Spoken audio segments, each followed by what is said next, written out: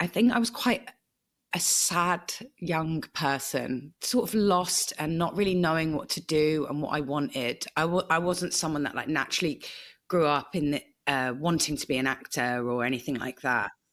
My mum used to clean houses in exchange for me to get like dance lessons and stuff. And I remember my auntie coming to visit us, and she just started sweeping things off shelves, man. She was like, this moves, sit down, we chant here. This is where you chant now. And she just started chanting in my bedroom. I eventually stopped crying and then just started chanting with her. And it's honestly never stopped since then. We're coming up on Buddhability's 6th birthday. In that time, we've brought you over 200 stories, expanded our episodes to include video, and even hosted a live event. Thanks to you, we've surpassed 2 million downloads and views. We appreciate your support so much. As a team, we're always discussing new ways to help young people believe in and tap into the limitless potential of their lives. So that's why we're launching the Buddhability app. Everyone behind Buddhability has poured over this labor of love for months, and we're so excited to finally share it with you all. You'll get daily doses of encouragement, challenges to help you break through your problems, and answers to the questions you've been mulling over. Knowing that we don't practice Buddhism in isolation, you can also add friends and enjoy the app alongside them. It's available now for Android and iOS. Thanks again, and enjoy this very special episode. Welcome to Buddhability, Claudia. I'm very excited to have you here for what for us in Buddhability is a very special episode, since you're all the way in the UK, which is a first for us. Yay. Oh, is it a first? Yeah. Wow, that's amazing. That's so cool. So it's an extra special episode. And, you know, for those who don't know you, maybe they're practicing Buddhist, but they're not familiar with you, you are an incredible actress who has had a huge breakout role in the past couple of years in Bridgerton with Netflix.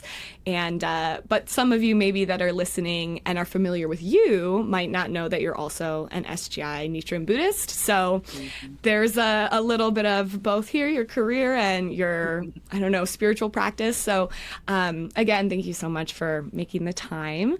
So many people have different ideas of what a Buddhist is or what a Buddhist looks like or like how you have to live your life. So I was wondering if you could just kind of paint us a picture of your daily life and how Buddhism comes into play.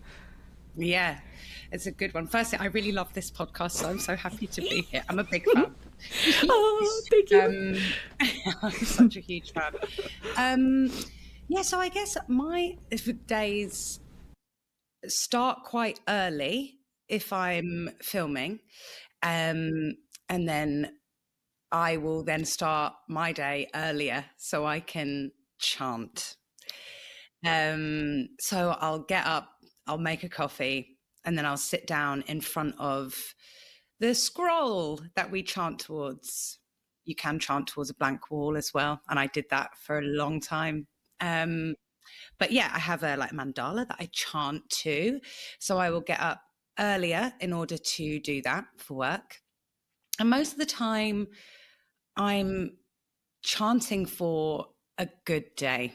I try and keep it simple day to day, unless there's something pressing happening in my life. And a lot of the time I'll chant to bring joy to set. And then I'll have my work day. Sometimes I have extra time alone in the trailer and I'll like chant in my trailer. And sometimes actors have been like, can I hear you like rumbling? What is that? Yeah. And then I'll get home. I'll be so tired when I get home, but then I'll do some more chanting and gongyo, which are the little excerpts from the Lotus Sutra that we recite morning and evening. Of course, there have been times where I've been working and I'm so tired and all I can manage is 3 Namyoho Renge-kyos, and then I'm like, oh, to bed. Yeah. I really try to, it is really the center of my life, and I try to really actively bookend my days with it. And then sometimes I've definitely been in a position where I'm like, I need to chant, man. Like, I need some Namyo Horengekyo in my life in this moment, and I'll be able to have a moment in the trailer. And it'll be nothing, like most of the time it would only come from maybe I'm feeling insecure or nervous or something, and I'll chant to raise my life state. Yeah. But yeah, that's me kind of day to day. And then when I'm not working, I've got a lot more time to like do more chanting, and then I can like home visit people like other Buddhists in the community, go to meetings, which are like my favorite things. But yeah, that's kind of me day to day at the moment, currently. Yeah.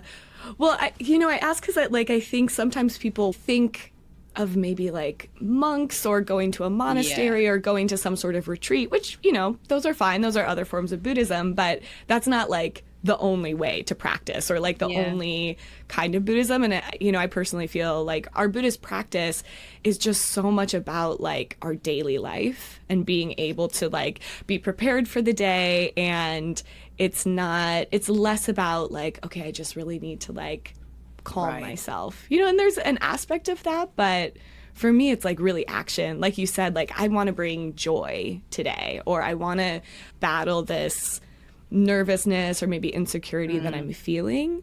And so I always think of it as like a tool that we use. For sure.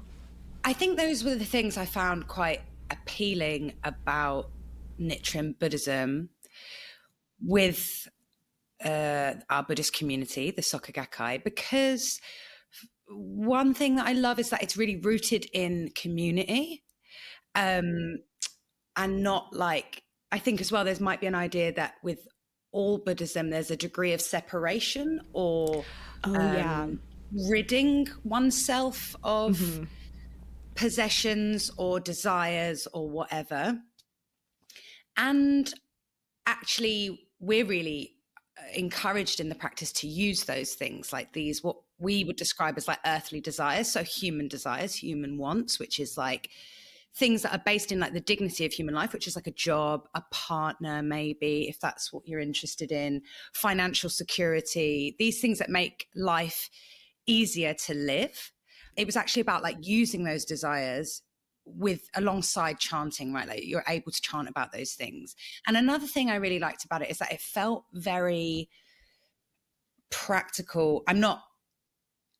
I wouldn't consider myself to be like a hugely spiritual person. Yeah. And I think that's fine and that's why this practice is great, because it's for everyone. Like for me, I've always felt quite like scrappy and cynical. A lot of it's for humor. A lot of it's because I think cynicism can be quite funny. Yeah. But like my auntie, who has been practicing for decades, introduced my mum to the practice either when she was pregnant with me or before she got pregnant with me. I was born into the environment of people chanting and people going to meetings in their community and stuff like that. So it's never been alien to me.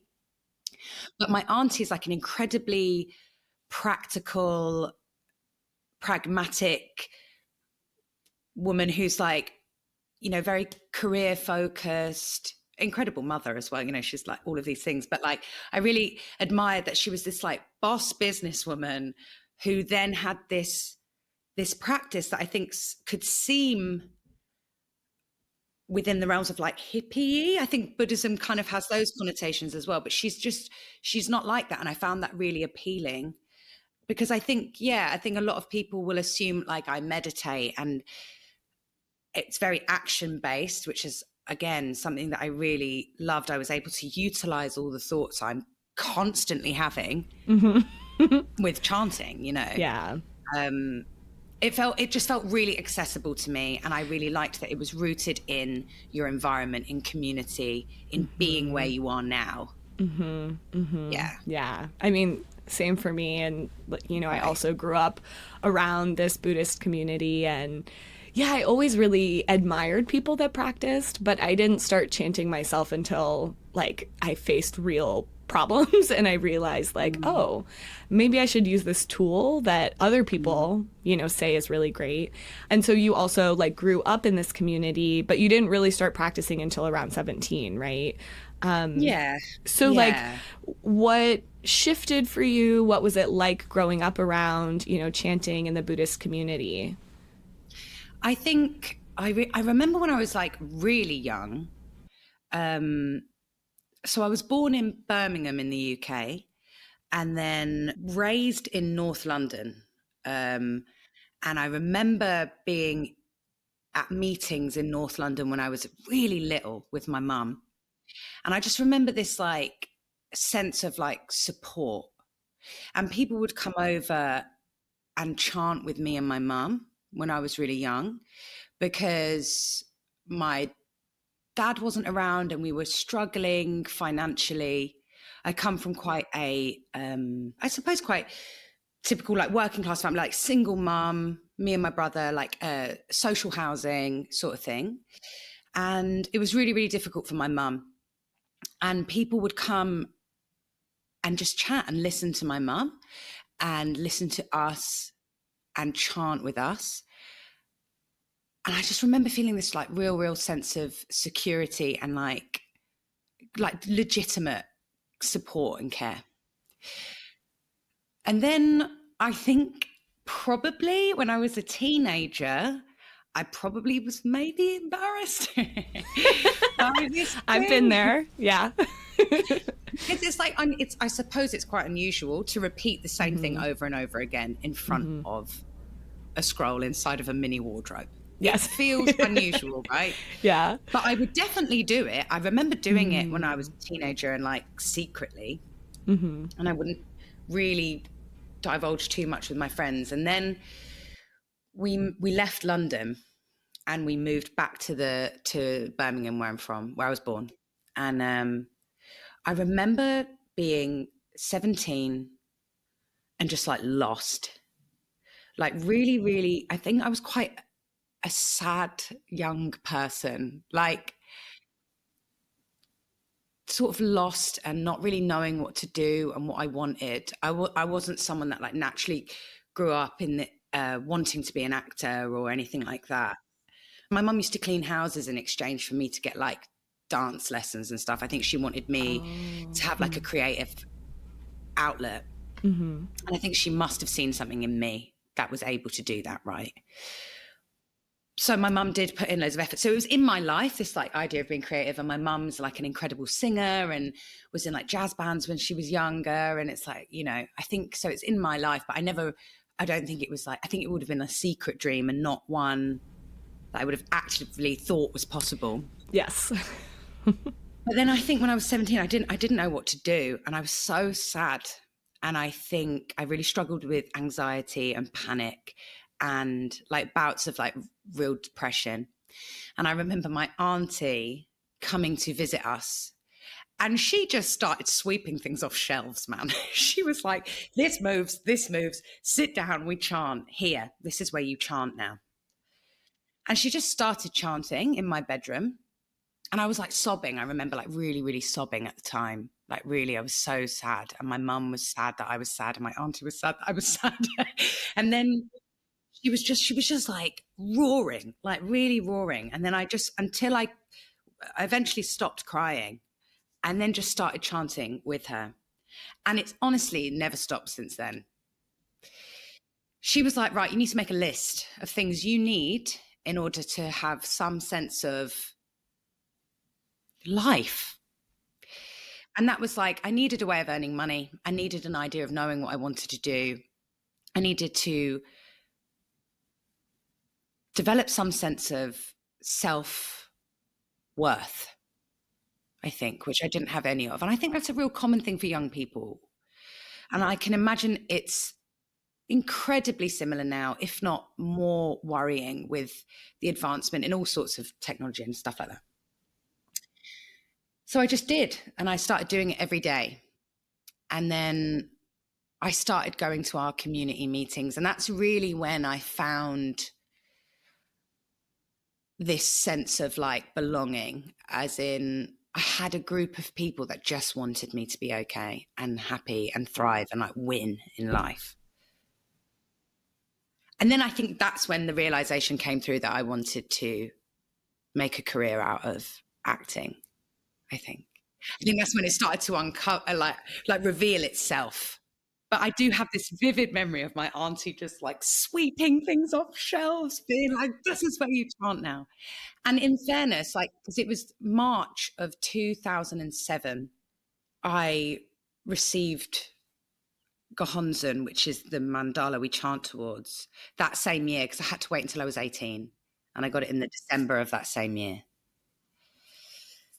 So, I mean, it was like, it was a roller coaster. Yeah. But like, the greatest thing that has honestly ever happened to me was that moment, I think. Yeah.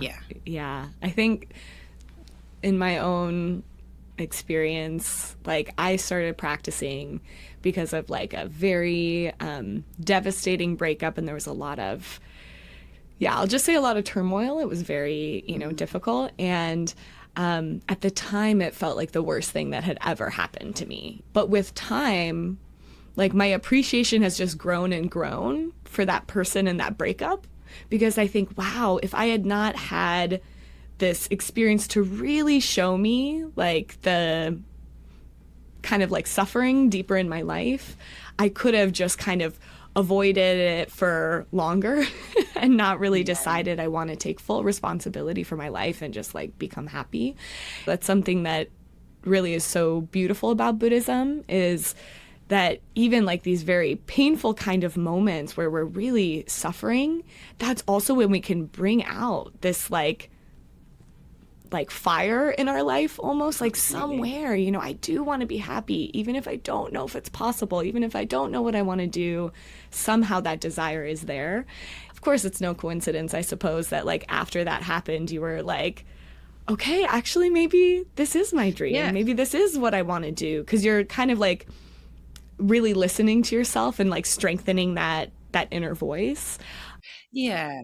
'Cause I think like you were saying, this like dark suffering that I had, I think when I first started really committing, like independently, like as a 17-year-old, I'm going to do this. I'm really going to commit.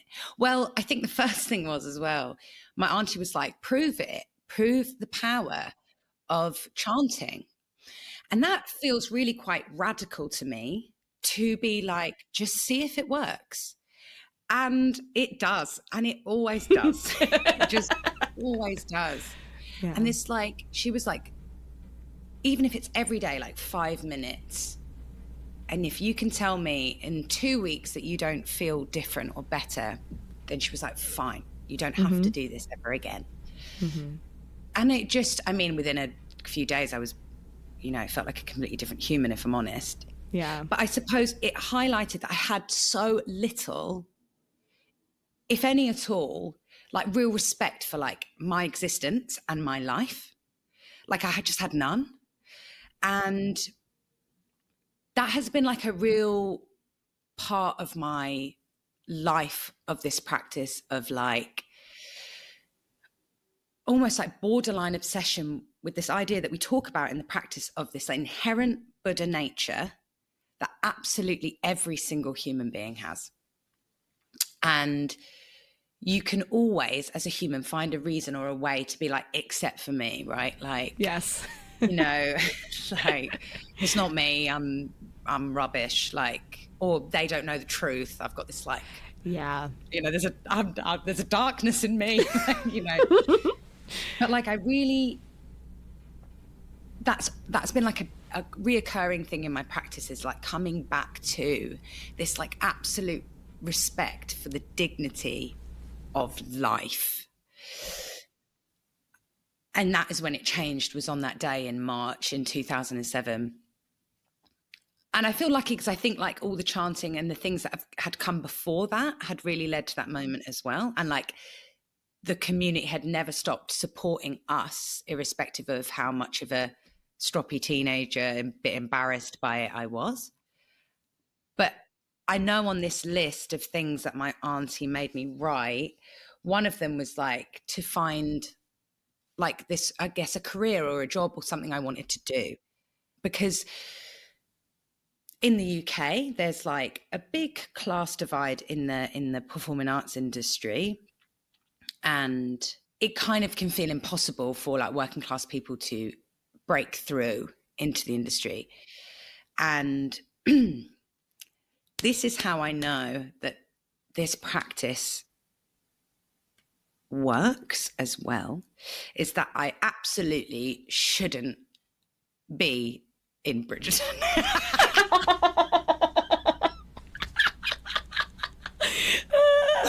Like I should, because I'm in it now. Yes. But like, statistically, I shouldn't, because I left school really young. I don't have any qualifications. I didn't train to be an actor. I had no experience whatsoever.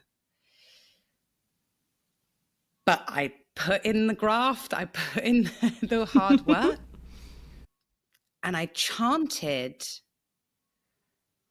to make the impossible possible, to really, really prove that this could work. And I did. And I know that for me, it is nothing other than the practice. And that's the sort of, those are the glaringly obvious benefits, right? And the amount of like inner transformation that's happened as well is like more valuable than all of it. Yeah.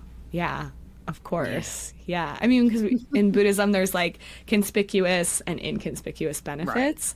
Right. And yeah, of course, like you shared with like these human desires we have, chanting for them, and we accomplish them and they bring us like great joy and pride, but it's like all of the hard work and effort that takes to get those things, right? Not only like literally putting in the work, like auditioning for things or whatever, but the like internal work of challenging, like, do I think that I can really do this? Am I actually, capable?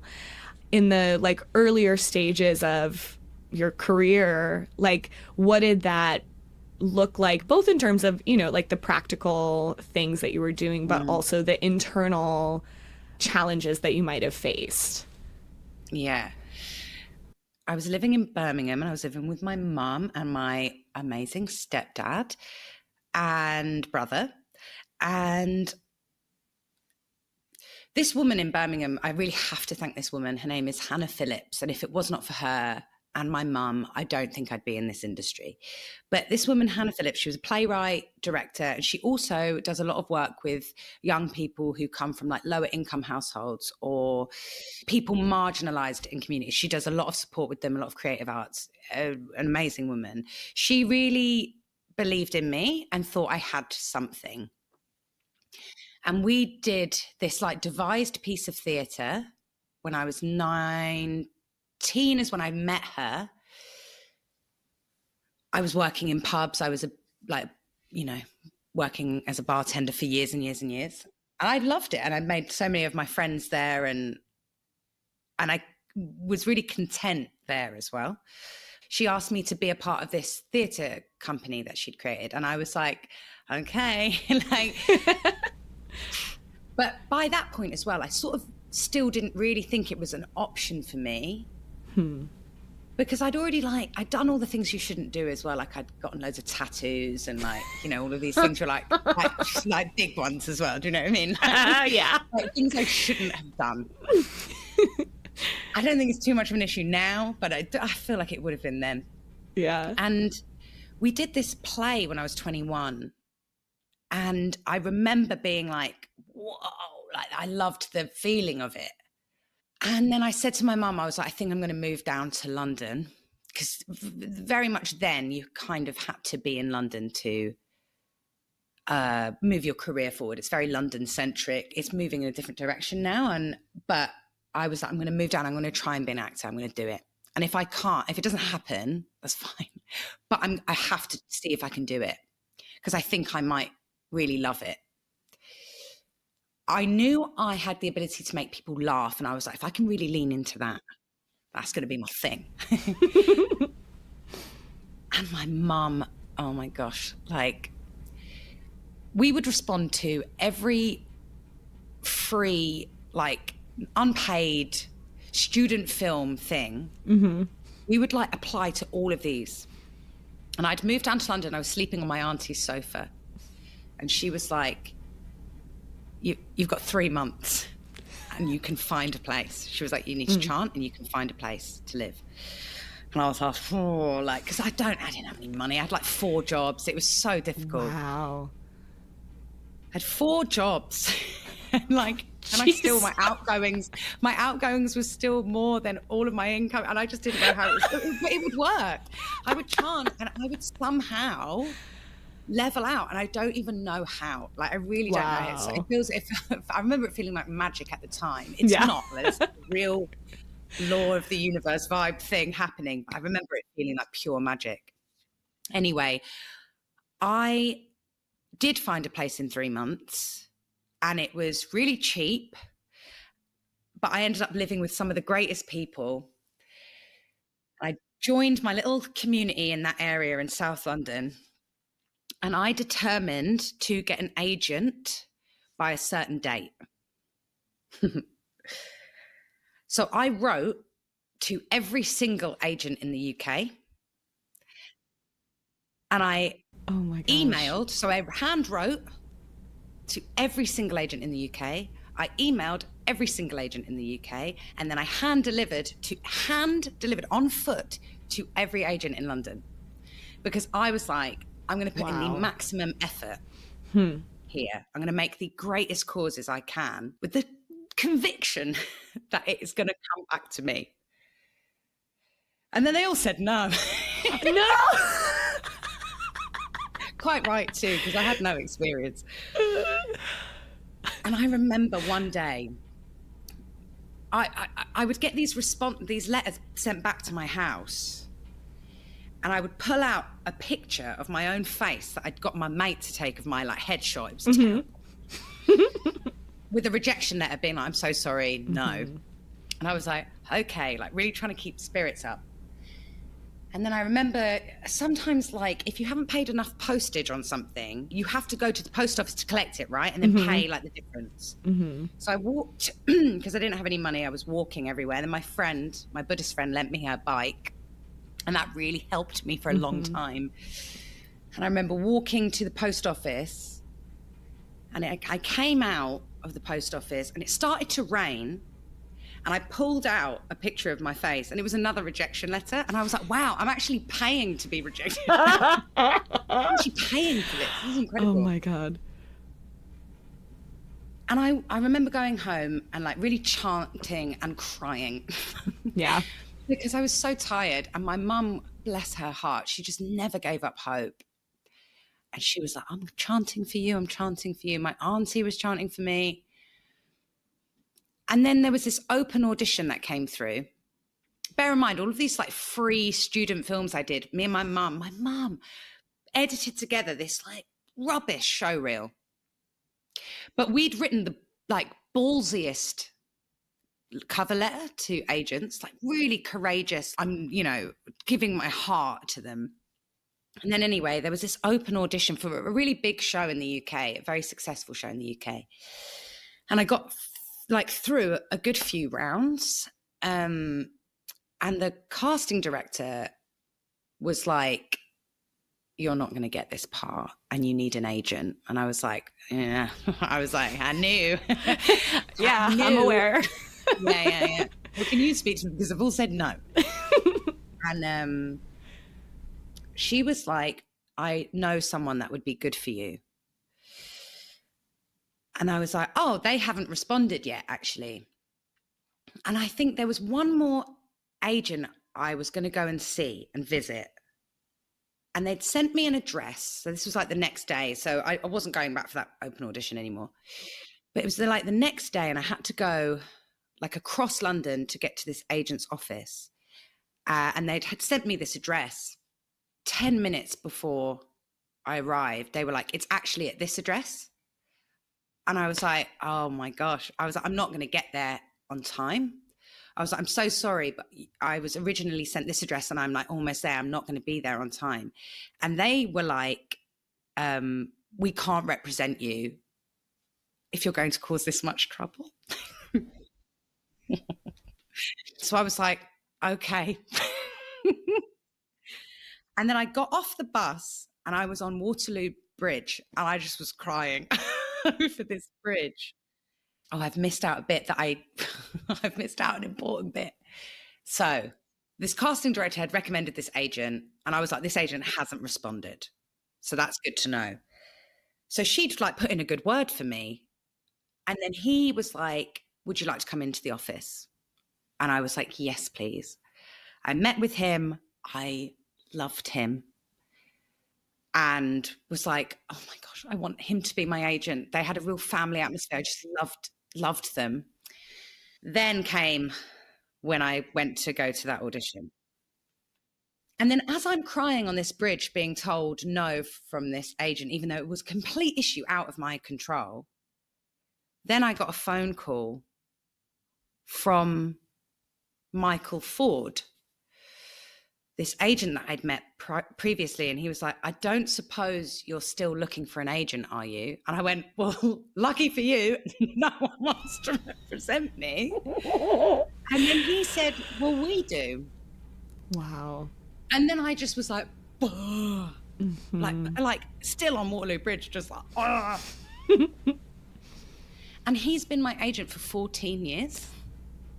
Yeah. Whoa. I know. Wow. I know. Wow. I know. And he is, my agent to me feels like inconspicuous and conspicuous benefit all at the same time, because he became my agent. But the inconspicuous part is that he's the greatest agent in the world. Like for me, he's been like a family member over these 14 years, has supported me through like so many difficult things. And actually his heart is what makes him the greatest agent for me. Because I was never concerned about having the biggest agent or whatever. I just wanted someone who believed that I could do it. And he took me on when I had nothing, and he had no good reason to take me on, except that he said, you just had something about you. That's what he said. I just have this amazing memory of like crying from this like really awful situation that happened with this agent to then like at this like literally minutes later getting an agent. And it was like a 3-month battle, but it happened before the date I determined it would as well. Yeah, of course, it came in early. Of course. Wow.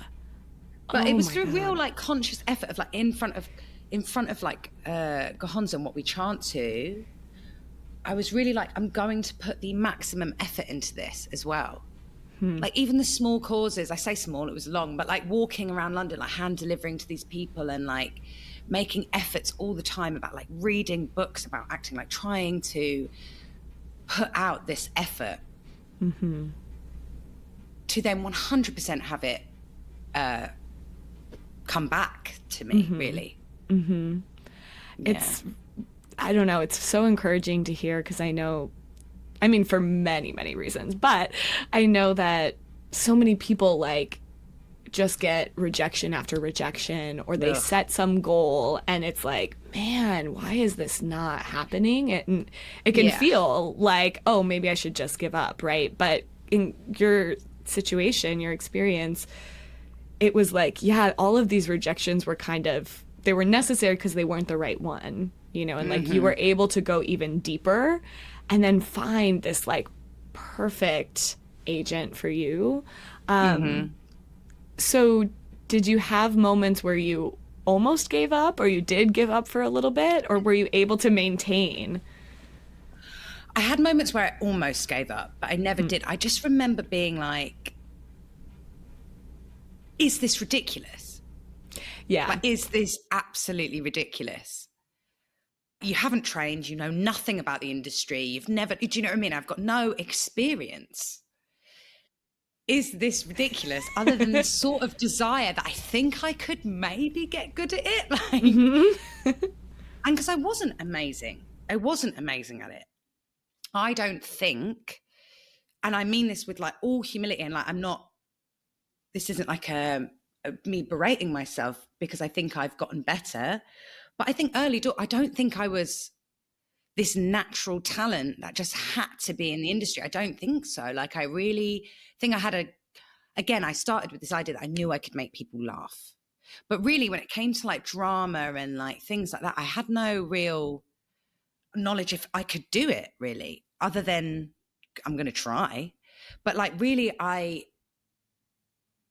was okay that I wasn't extraordinary as well. I don't need to do anything other than put the effort in now, because my mum would be like, you cannot guarantee the work, but you can guarantee that you can work hard. And I was like, I always will. I will try this. I will try this.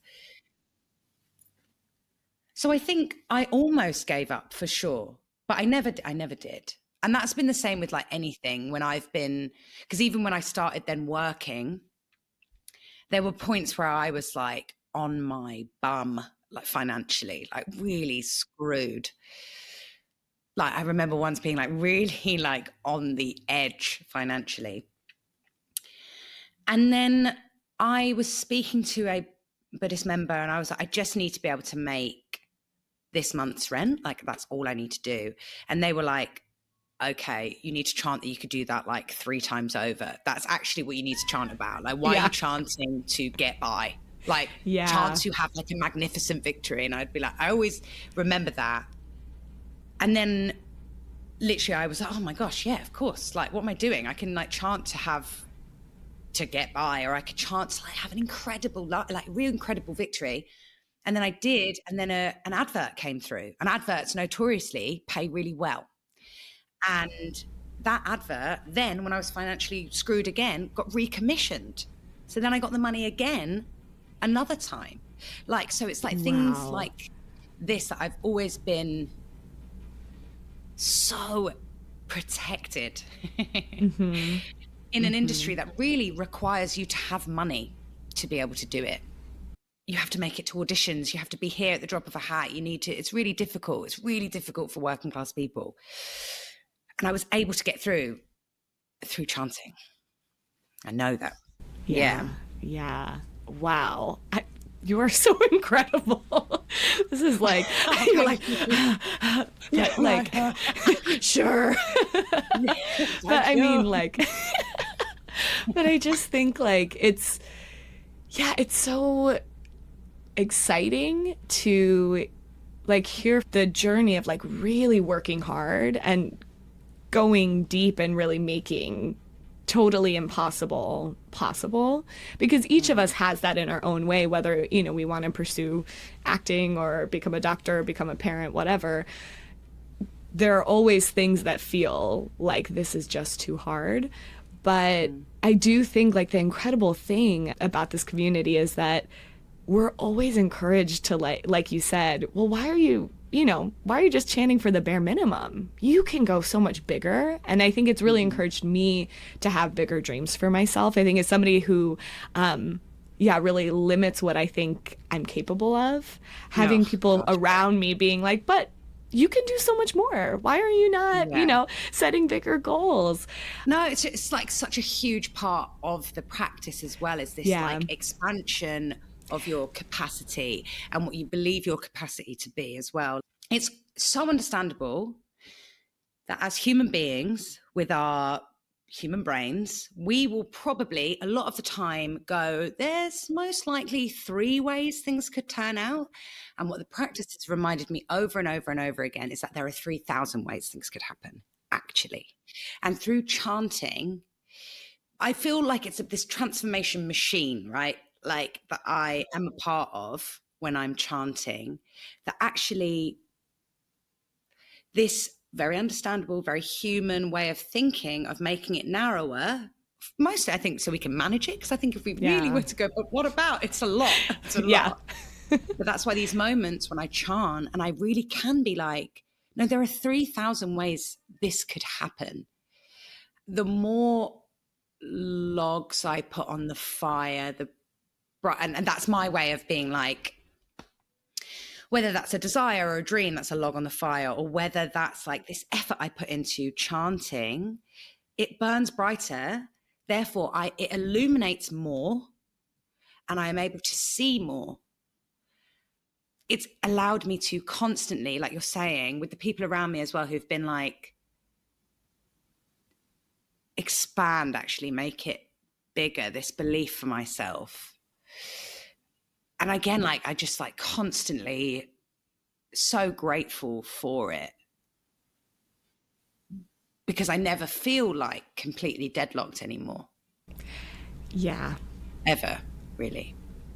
I think that's the greatest benefit of this practice. The same, like I used to feel like truly things were impossible.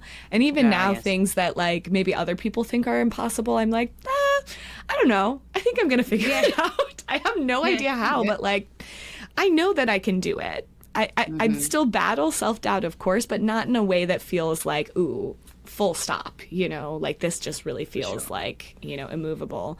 Thinking about this, like expanding what is possible for your life, we can jump forward more to, you know, landing the role on Bridgerton. Like, where did that come from? Did you feel like going for that was this big expansion? It's interesting because before Bridgerton, I was so proud of my CV. Like, I'd had a really desirable amount of work for an actor in an industry that's like notoriously very difficult. And for me, I was like, buzzing. This is great. Yeah. This is so good. It's funny, like when the audition came through, I just remember seeing like Netflix and Shondaland, and I was like, well, it's not going to be bad. Do you know what I mean? It's going to be good. But these two guys know what they're doing. Mm-hmm. And I liked that it felt contemporary, even though it was a period drama. And I really liked the script. I thought it was fun. And I was like, okay, cool. And then I had a really, really wonderful audition with Cole Edwards, who was the casting director at the time. And then I sort of put it to bed. I'd become very good, again, through the practice of like, once something was done, I'd just delete. It would delete. I'd delete it from my head. I'd delete it from my inbox. It's gone. And I would just be like, there you go, universe. Yeah. Whatever. And at the time, I'd had like 3 auditions for a pretty similar like sized role, actually. And I was like, this is nice. I'm getting these lovely auditions. And I got it. During filming it, none of us could have predicted what it has now become. Crikey. Yeah. But there definitely felt like it was something special about it when we were doing it. It was just so fun, and also it was something that I felt proud to be a part of, because so much of the time things in the industry can feel like they're made for people that are already in the industry, as opposed to the people at home, the actual audience. It's a show that allows loads of people to see themselves on screen. And that made me really proud. It came out on Christmas Day. But 2 weeks after we stopped filming, the world broke. And then it was COVID. And the world broke. And then that was it. It was COVID. But what a time to have something as cute and cuddly and as sexy as Bridgerton on telly. I'm sorry. Like, what an you're so right. To be like, oh, good. Let me just escape to this dreamy, dreamy place. And I really think so much of the timing of it all meant it became what it is today. I really do think. I think it would have had a beautiful audience anyway, and it had such an audience from people who loved the books. But I really do think we needed something. We needed a hug, and that's what it felt like. I remember filming it and it being COVID, and all of our Buddhist like community meetings started happening online really quickly, because the community decided very quickly to protect the members ASAP, and we just stopped seeing each other in person. They were a real source of support to everyone. I just remember them being like this lifeline to me during that time. We had this like big meeting for everybody who practices across the Midlands, and the Midlands is a large area in the UK. And I was a part of the team, like supporting the smooth running of the meeting. There was this opportunity for young members or younger members to be able to share like a goal or a dream or a determination. And at the time I was a bit dismissive of it and a bit like, yeah, I'll do it. I'll come up with something. And then I remember them being like, Claudia, are you going to give a determination? It's time. It's time, yeah. And I really flippantly was like, yeah, okay, I want unity, blah, blah, blah. I want peace. I did a bit of a Miss America answer of like, I want world peace. And I was like, what's going on? Like, what am I doing? Like, why am I just saying these words? Like, what do I want? Like, what do I actually really, really want? And I wanted the happiness of all of the youth in the Midlands. I wanted that. I wanted them to all have a victory towards that meeting. And then they were like, okay, and what about you? What about a personal determination for you? And I was like, okay. Fine. And I chanted, and I was encouraged to be incredibly honest in front of Gohonzum. And Bridgerton hadn't come out yet. And I really chanted to be a world-class actor. I wasn't really sure what it meant, I think. But the Buddhist philosopher, Daisaku Ikeda, who I call my mentor in life, there was encouragement from him that I'd read over the years of being like, you know, there had been Japanese members of the community that Daisaku Ikeda had encouraged that were like musicians, and he was like, you can become a world-class musician for peace. Like, this is your contribution to society. And I was like, okay, I'm gonna do it. I'm gonna write down that I will become a world-class actor for all of us, like in the community, and to show my gratitude to who I call my mentor, Daisaku Ikeda. And then Bridgerton came out on the 25th of December. So it was Christmas Day. A week later, my friend who I worked on Bridgerton with, who now chants, which is cool, she sent me a screen grab of me on IMDb that week that had shown that I was like the 6th highest like ranked actor at that time. And I was like, dead or alive, brother? These are all the things in the world. And I was like, it's me. I was like, this is mental. Whoa.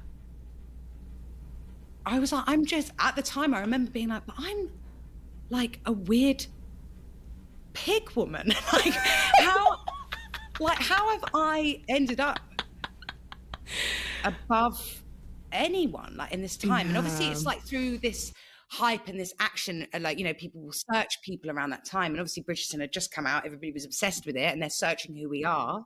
But I really felt that was like a direct response to me being like honest in that moment and being like, this is what I want to be. Actually, what I would like to sort of qualify and define, like my definition of like being a world-class actor, is someone that can be relied on set.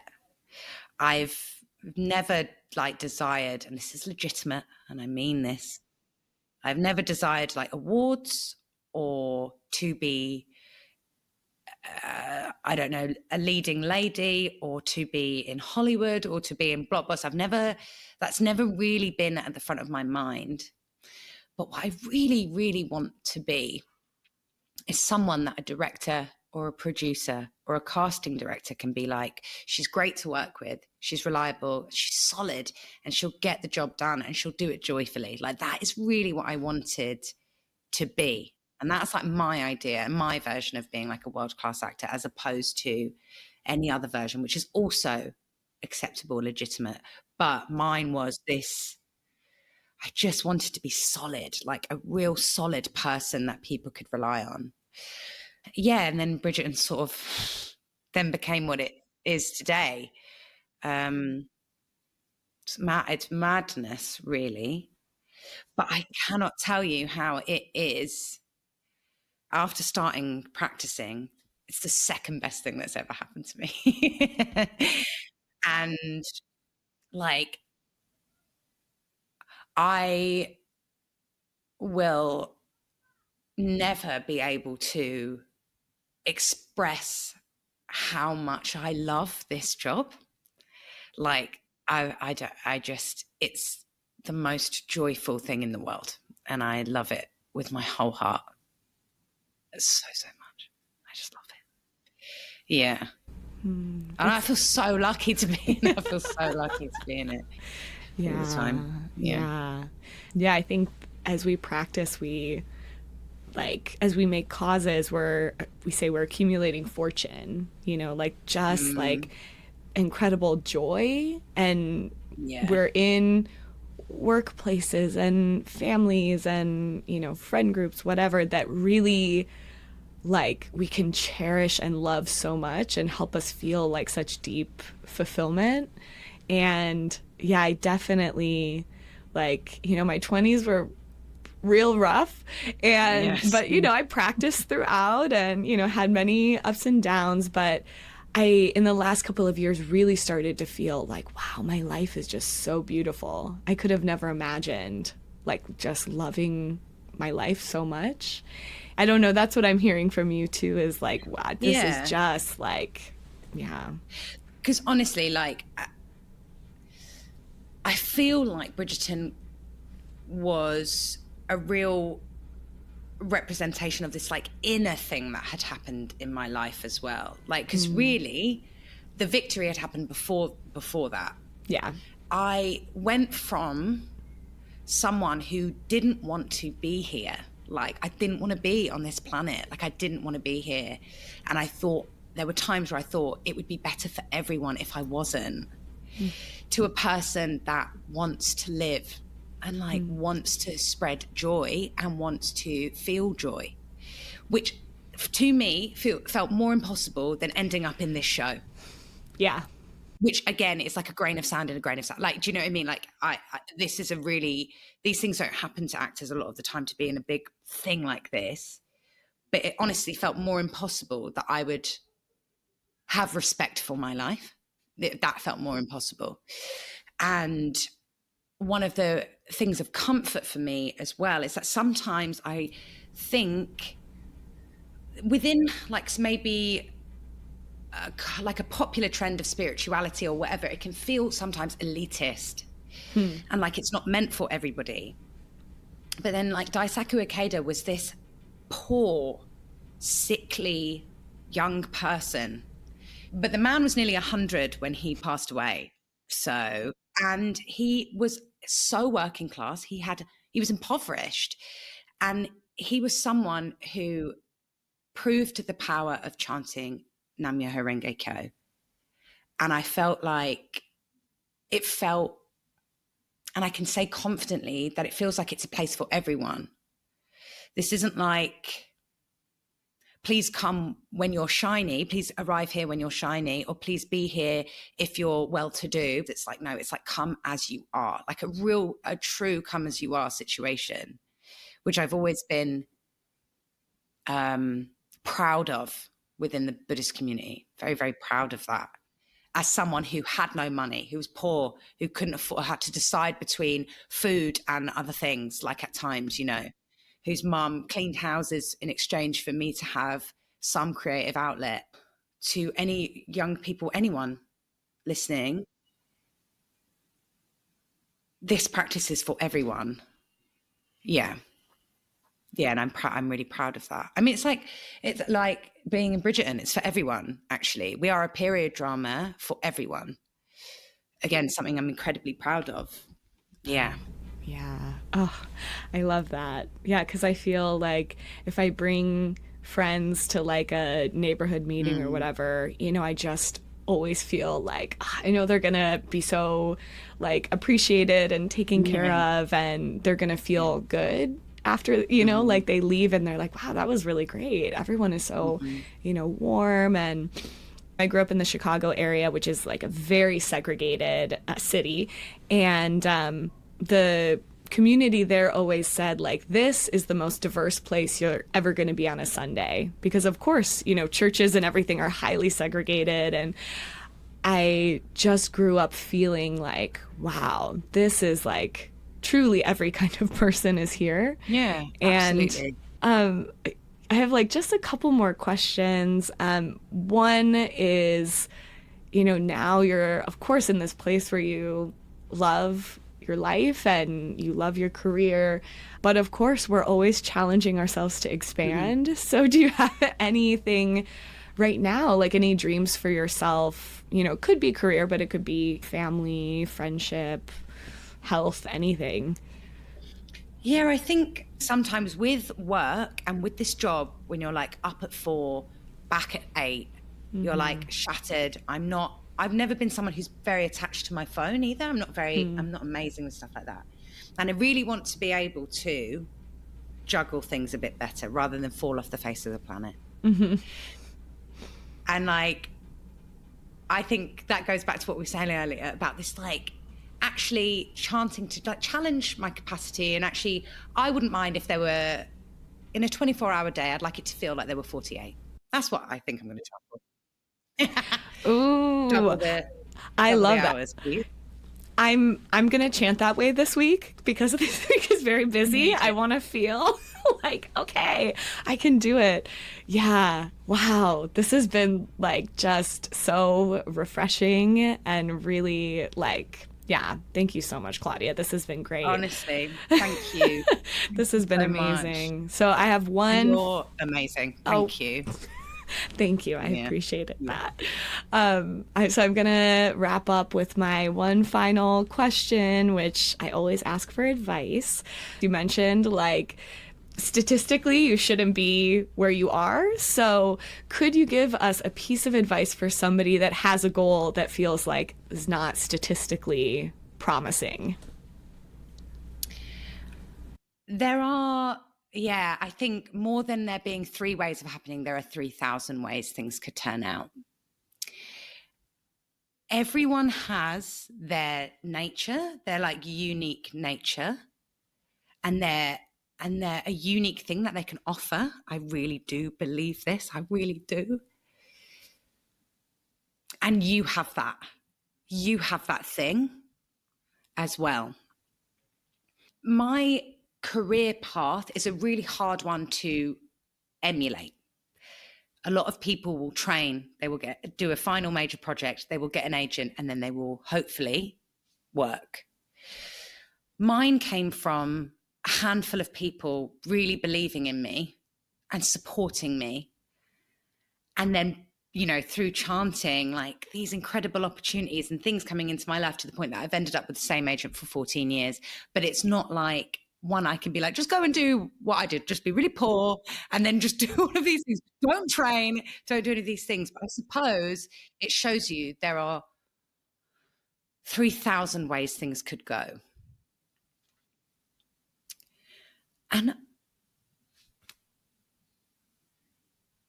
please don't give up on yourself, I think. Like, please don't give up on yourself, which I think might be one of the hardest things to do in the world. I can't imagine what it must be like for young people now with phones. And I didn't grow up with that, right? I didn't grow up with that. And this idea of what is beautiful or aspirational or whatever. But like please don't give up on yourself. Because as a reminder, I was someone who didn't want to be here at one point. And I had the victory before the successful job, actually, internally. Yeah. I suppose that's quite a jumbled bit of advice. But there is something unique that everybody does have. Like, I really do think that. I really do. And do you know what? If you haven't tried chanting, I'd say just try chanting Nam-myoho Renge-kyo. Just try it. 3 to 5 minutes a day for a week. Just see what happens. That's how much I believe in it.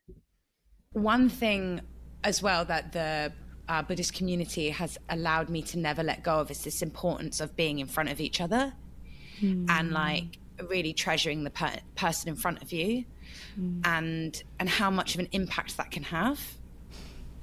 I think as well, we like doubt our impact, but actually it's huge. And I believe that now. I really do believe that now, is that actually these connections that we can have with each other, like in person, you know, in front of each other, face to face. I can see your eyes, Cassidy. It's like in front of you.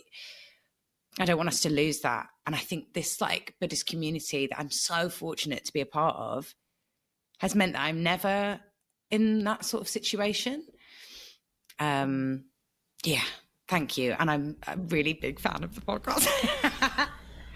I have to tell the people listening that when I did speak to Cassidy, I felt starstruck when I saw them because I'm a really big fan. I was like, oh my gosh, it's Cassidy. Oh my gosh.